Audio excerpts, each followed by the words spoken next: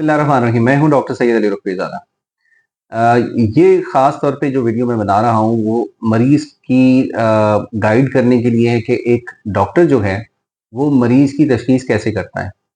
ख़ास तौर पे जो रिमेटोलॉजिस्ट हैं, वो मरीज़ की तशख़ीस कैसे करते हैं और उसके बाद जो उसकी ट्रीटमेंट है वो कैसे करते हैं।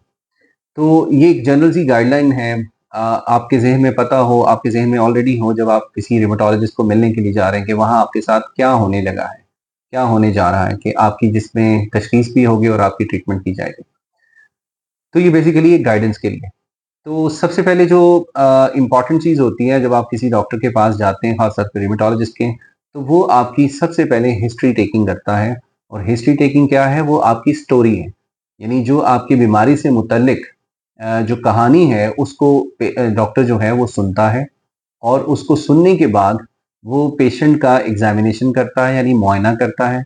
और मुआयना करने के बाद अगर ज़रूरत है तो कुछ तशख़ीस के लिए टेस्टों को एडवाइस करता है और टेस्टों को देखने के बाद पेशेंट की जो ट्रीटमेंट जो है वो लिखता है और उसको बताता है कि आपकी जो ट्रीटमेंट है यानी इलाज है वो किस तरह से होगा, कितना अरसा होगा।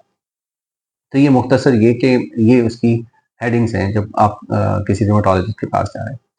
अब जो हिस्ट्री है वो बहुत इंपॉर्टेंट होती है। वो पेशेंट को खुद बतानी होती है या उसके जो अटेंडेंट्स साथ होते हैं वो बताते हैं। तो मैं आपसे ये दरख्वास्त करूँगा जब आप डॉक्टर के पास जाएँ तो अपने माइंड को बड़ा क्लियर करके जाएँ कि मैंने एज़ अ पेशेंट डॉक्टर को क्या-क्या बातें बतानी हैं। तो यहाँ जो ख़्याल रखने वाली बात है वो ये है कि एक तो आप कोशिश करें जो ख़ास वाक़ई आपके अंदर मौजूद प्रॉब्लम्स हैं उन्हीं को हाइलाइट करके बताएँ।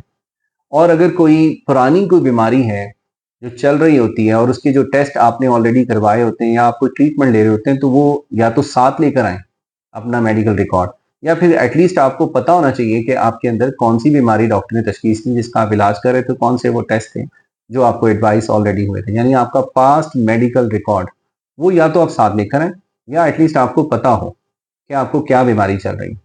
तो हिस्ट्री के अंदर आपके फॉर एग्जांपल किसी पेशेंट के जोड़ों में दर्द है और वो डॉक्टर के पास जाता है तो डॉक्टर को पहले यही बताता है कि डॉक्टर साहब मेरे जोड़ों में दर्द है। 6 महीनों से मुझे जोड़ों में दर्द है और वो जो दर्द है वो छोटे जोड़ों के अंदर भी हो रहा है, बड़े जोड़ों के अंदर भी हो रहा है। तो आप यूजुअली 30-40 सेकंड्स के अंदर अपना मुद्दा जो है डॉक्टर को बता देते हैं। उसके बाद डॉक्टर के खुद से सवालात शुरू होते हैं, आप उसको गौर से सुनें और उसको सुनने के बाद उनका जवाब दें। क्योंकि वो आपकी यही प्रोसेस को हम हिस्ट्री टेकिंग कहते हैं। ये बहुत अहम होता है क्योंकि जो आप डॉक्टर को अपनी इंफॉर्मेशन प्रोवाइड करते हैं, उसी की बेसिस के ऊपर डॉक्टर आपका एग्ज़ामिन करता है और उस एग्ज़ामिनेशन और हिस्ट्री के बाद डॉक्टर जो है इस काबिल होता है कि यानी वो उसको एक गाइडेंस मिलती है आपकी तरफ से कि उसने डॉक्टर ने कौन-कौन से टेस्ट कराने। तो समटाइम्स पेशेंट जो है वो गैर अहम बातों को बहुत ज़्यादा हाइलाइट कर देता है, जो अहम बातें होती हैं उसको उसका सही तौर से जवाब नहीं देता। एक जो हिस्ट्री टेकिंग के दौरान जो मैंने ऑब्ज़र्व किया है, पेशेंट यूजुअली बात को सुनता कम है और उसको जो है ना जवाब देने की ज़्यादा जल्दी हो जाती है। तो इस चीज़ का ख़ास तौर पे ख़्याल करें कि डॉक्टर की बात को अटेंटिवली यानी तवज्जो के साथ सुनें और तवज्जो के साथ सुनने के बाद उसका आंसर करें। अम, अब ये तो हो गई हिस्ट्री टेकिंग। और इसमें जो मेरे आपने आपको मैंने रिक्वेस्ट की है उसमें ये है कि गौर से सुनना और तवज्जो से सुनना और तवज्जो से सुनने के बाद सही जवाब देना। फिर बारी आ जाती है एग्ज़ामिनेशन की। जो आपने हिस्ट्री में बातें बताई, इसी के ऊपर रिमेटोलॉजिस्ट जो है वो आपका एग्ज़ामिनेशन करेगा। अब एग्ज़ामिनेशन के अंदर सिर्फ जोड़ शामिल नहीं होंगे, चूँकि ऑटोइम्यून डिज़ीज़ेज़ जो होती हैं यानी कुव्वत मुदाफ़ियत वाली जो बीमारियाँ होती हैं, वो एक सिस्टम को यूजुअली इन्वॉल्व नहीं कर रही होती। उसमें जैसे रूमेटाइड आर्थराइटिस है, वो लगता ऐसे ही है ना कि सिर्फ़ जोड़ों की ये बीमारी होगी, जबकि ऐसा नहीं है। वो आँखों को मुतासिर कर सकती है, लंग्स यानी फेफड़ों को मुतासिर कर सकती है, दिल को भी कर सकती है, गुर्दों को भी कर सकती है और मैदे को भी कर सकती है, डायरेक्टली नहीं बल्कि इनडायरेक्टली बाय द ड्रग्स। जो वो दवाइयाँ ले रहे होते हैं, उसके साइड इफ़ेक्ट भी डॉक्टर को देखने होते हैं। तो एग्ज़ामिनेशन लिमिटेड नहीं होगा सिर्फ़ जोड़ों को, हो सकता है डॉक्टर आपका ब्लड प्रेशर भी चेक करे, लंग्स भी उनके यानी लंग्स यानी फेफड़ों की आवाज़ भी सुने स्टेथोस्कोप की मदद से और दिल के भी मुआयना करें और आपके जिगर को भी देखें, तिली को भी देखें। तो बहुत सारी जो सिस्टम की इन्वॉल्वमेंट हो जाती है ऑटोइम्यून डिसीज़ेज़ में, उसके हिसाब से पेशेंट जो है आपको मुआयना करेगा। ना सिर्फ डिजीज यानी बीमारी के अंदर ये सिस्टम इन्वॉल्व होते हैं, बल्कि side effects of the drugs के लिए भी डॉक्टर को एग्जामिन करना पड़ता है मरीज को। तो अब हिस्ट्री के बाद हो गया एग्जामिनेशन। अब थर्ड थिंग यानी तीसरे नंबर की जो चीज है वो है कुछ टेस्ट एडवाइस करना।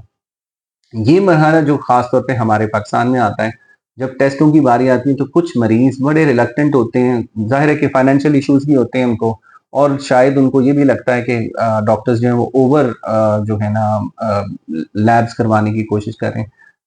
मैं आपको जेन्युइनली बताऊं, बहुत ज़्यादा ज़रूरत होती है टेस्टों की, क्योंकि जो आपकी अलामात और एग्जामिनेशन यानी मुआयने के बाद बीमारियों की 2-3 बीमारियां या 4 बीमारियां हम हमारे सामने आ जाती हैं कि ये बीमारियां मरीज को हो सकती हैं। उसमें हम तरतीब बना लेते हैं, तरतीब नंबर 1, 2 और 3। फॉर एग्जांपल जोड़ों का जो दर्द है जिसमें पेशेंट हमें आके बताता है, तो उसके अंदर सिर्फ रूमेटाइड आर्थराइटिस के टेस्ट नहीं होंगे। हो सकता है उसमें कुछ और फीचर्स अगर शामिल हो गए, पेशेंट ने कह दिया मेरे मुंह के अंदर छाले भी बनते हैं, मुझे थोड़ी सी धूप भी चुभती है, मेरे बाल भी गिर रहे हैं, तो अब एक डिफरेंशियल डायग्नोसिस जो है ना वो शामिल हो गया उस लिस्ट के अंदर, जो कि रूमेटाइड आर्थराइटिस का डिफरेंशियल है। तो इस लिहाज से हमारे अब जो टेस्ट होंगे वो सिर्फ रूमेटाइड आर्थराइटिस के नहीं होंगे, वो एसएलई एक बीमारी है, उससे मुतल्लिक भी हमें टेस्ट करवाने पड़ेंगे, क्योंकि अब जो है मरीज के अंदर सिर्फ जोड़ों की बीमारी नहीं है, उसके अंदर और सिस्टम भी इन्वॉल्व होगा। तो हमें फिर टेस्ट की जो लिस्ट है उसी हिसाब से बनती चली जाएगी, जो एग्जामिनेशन और हिस्ट्री के ऊपर पेशेंट के अंदर फाइंडिंग्स हमने पिक की हैं। तो इसलिए लिस्ट समटाइम्स टेस्टों की बढ़ भी सकती है, और बाज़-औक़ात ये होता है कि सिर्फ एक ही बीमारी जो है सबसे टॉप पे होती है और लग भी रहा होता है मरीज को ये बीमारी, तो हम सिर्फ 2 या 3 टेस्ट करवा के मरीज को डायग्नोज कर लेते हैं। लेकिन यूजुअली ऐसा नहीं होता, हमें ज़्यादा टेस्ट करवाने पड़ते हैं, क्योंकि जो हम दवाइयाँ देते हैं ना, उसमें हम पेशेंट को देखते हैं जिगर पहले से मुतासिर तो नहीं है किसी बीमारी से, क्या हेपेटाइटिस तो नहीं है? खास तौर पे हेपेटाइटिस सी बड़ा कॉमन है इंडो-पाक में, तो इस रीजन के अंदर तो हेपेटाइटिस सी हो गया, हेपेटाइटिस बी हो गया, इसी तरह शुगर का टेस्ट करवाना पड़ता है। शुगर हो गई, और किसी पेशेंट को अगर दिल की कोई प्रॉब्लम चल रही है तो हमें ईसीजी करवानी पड़ती है, दिल का साइज़ देखना पड़ता है, फेफड़े अगर मुतासिर हैं तो एक्स-रे भी हमें ज़रूरत पड़ सकती है। एक्स-रे सिर्फ जोड़ों के नहीं, सीने के भी एक्स-रेज़ कराने पड़ सकते हैं। अच्छा, अब जो टेस्ट हैं वो रियूमेटोलॉजी के खासकर, वो आम लेबोरेटरियों के अंदर यूजुअली नहीं होते। अगर हो रहे होते हैं तो उस मेथड से नहीं हो रहे होते जिस मेथड से हमें चाहिए होते हैं। उसकी मैं एग्जांपल दे देता हूँ, जैसे एएनए टेस्ट है, एंटी न्यूक्लियर एंटीबॉडी टेस्ट। वो टेस्ट आम लेबोरेटरियों में इम्यूनोफ्लोरेसेंस से नहीं किया जाता, वो और मेथड से करते हैं। जो कि रिकमेंडेड मेथड है वो इम्यूनोफ्लोरेसेंस है, उससे नहीं किए जाते। इसलिए हमें किसी बड़ी लेबोरेटरी का सहारा लेना पड़ता है टेस्टों के लिए। तो टेस्ट जो हैं वो आम लेबोरेटरी से भी हो सकते हैं, वो आम टेस्ट होंगे, लेकिन जो खास टेस्ट हैं रियूमेटोलॉजिकल डिजीज के, वो अच्छी लेबोरेटरी से होंगे। अच्छी लेबोरेटरी से मुराद ये है रेफरेंस लैब्स, वो रेफरेंस लैब जिनके स्टैंडर्ड्स जो हैं वो इंटरनेशनल जो स्टैंडर्ड्स हैं उनको मैच करते हैं। और वो चंद लेबॉर्ट्रियाँ होती हैं, वो सारी लेबॉर्ट्रियाँ उन स्टैंडर्ड्स को मैच नहीं कर रही होती, या उनके अंदर वो फैसिलिटीज़ मौजूद नहीं होती। जैसे इम्यूनोफ्लोरेसेंस है, वो नहीं मौजूद होती एएनए टेस्ट के लिए। तो हमें अच्छी लेबॉर्ट्री यानी रेफरेंस लैब्स की तरफ भेजना पड़ता है, और डेफिनिटली वो थोड़ी कॉस्टली ज़्यादा होती है। फिर समटाइम्स जो ड्रग्स के साइड इफ़ेक्ट आ रहे होते हैं, उनको देखने गुर्दे हमें देखने पड़ते हैं, अल्ट्रासाउंड करवाना पड़ सकता है। इसी तरह बहुत सारी दवाइयाँ चूँकि मरीज़ जो है वो कोएक्स से यानी हकीमों से ले रहे हैं, जो कि मुस्तनद हकीम नहीं है। इसी तरह कोई होम्योपैथ डॉक्टर हैं, हमें नहीं मालूम होता वो कौन-सी दवाई दे रहे हैं। इसी तरह से कोएक्स हैं, जैसे मेडिकल स्टोरों पे बैठे हुए कुछ लोग हैं, वो साथ दवाइयाँ भी दे रहे होते हैं, प्रैक्टिस भी कर रहे होते हैं, उनकी दवाइयाँ खा के आ रहे होते हैं, तो उन दवाइयों के साइड इफ़ेक्ट्स देखने के लिए भी हमें टेस्ट कराने पड़ते हैं।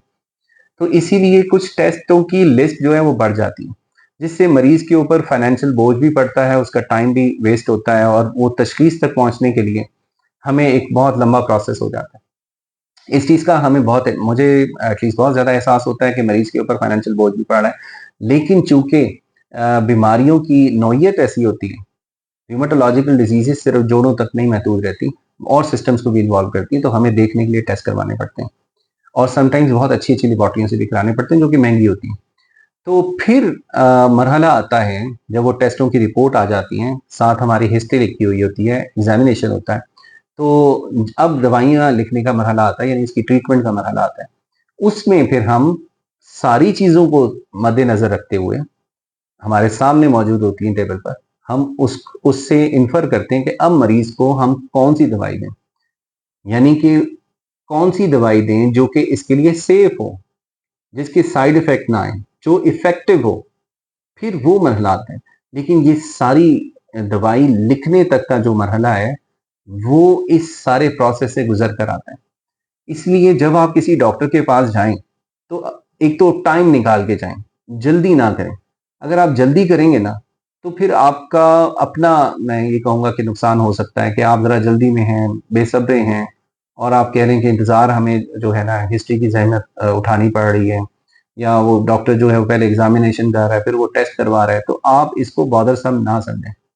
जैसे एक घर बनाने के लिए आपको सीमेंट, बजरी, ईंटें, है ना, मिस्त्री, मजदूर और सरिये और ये सब चीज़ें चाहिए होती हैं, तब जाके घर खड़ा होता है और उसमें 2-3 महीने लग जाते हैं। इसी तरह डॉक्टर के पास आते हैं, तो अपना ज़हन बना के जाएँ कि उसको हिस्ट्री लेनी है, एग्ज़ामिनेशन करना है, उसने टेस्ट करवाने हैं और फिर वो दवाइयों का मरहला आएगा लिखने का, और फिर आप दवाई खाएँगे और वो दवाई ऐसा नहीं है कि चंद दिन खाएँगे और बिल्कुल ठीक हो जाएँगे। तो अपना ज़हन बना कर आएँ कि इस प्रोसेस, यानी तशख़ीस वाले प्रोसेस के अंदर ये मरहलों से गुज़रना पड़ेगा। फिर दवाइयों वाला मरहला आएगा। तो मैं ये समझता था कि ये आपको ज़रूर बताऊँ, क्योंकि हमारे पास जो प्रैक्टिस में हम लोग देखते हैं, वो समटाइम्स, ऑब्वियसली हम ये नहीं कहते कि ये सारा फ़ॉल्ट उनका है, वो बेचारे क्योंकि एक लॉन्ग जो क्रॉनिक डिज़ीज़ होती है, लॉन्ग टाइम से चल रही होती है, वो कई डॉक्टरों के पास जाते हैं और हर डॉक्टर अपने-अपने टेस्ट करा रहा होता है। लेकिन चूँकि मैंने बताया टेक्निकल इश्यूज़ की वज़ह से वो उन लैबोरेटरी से नहीं करवाता, जो जहाँ से होने चाहिए, जहाँ पर वो स्टैंडर्ड्स मीट अप होते हैं। इंटरनेशनल स्टैंडर्ड्स के साथ उनके पास मशीनरी होती है, वहाँ से नहीं करवाता, इसलिए उनके ऊपर, मरीज़ों के ऊपर जो क्रॉनिक इलनेस के साथ होते हैं, बोझ ज़्यादा हो जाता है, क्योंकि फिर जब हम टेस्ट एडवाइस करते हैं तो वो रेफरेंस लैब से होते हैं, वो तो डेफिनेटली महंगे होते हैं। तो मरीज़ से हमें कई दफ़ा ये सुनने पड़ता है कि डॉक्टर साहब हम तो टेस्ट करवा-करवा के थक गए। तो मैं उनकी इस सिचुएशन को समझता हूँ कि ये उनके ऊपर फाइनेंशियल बोझ भी पड़ता है और मरीज़ जो है वो उसको टाइम भी थोड़ा-सा समटाइम ज़्यादा लग जाता है। तो लेकिन ये ज़रूरी है, ये मरीज़ की अपनी बेहतरी के लिए ज़रूरी है और मरीज़ को इसमें सब्र भी करना है और ये है कि इसके बाद ही उसकी ट्रीटमेंट अच्छी हो सकेगी और हम प्रॉपर कर सकेंगे। अस्सलाम वालेकुम।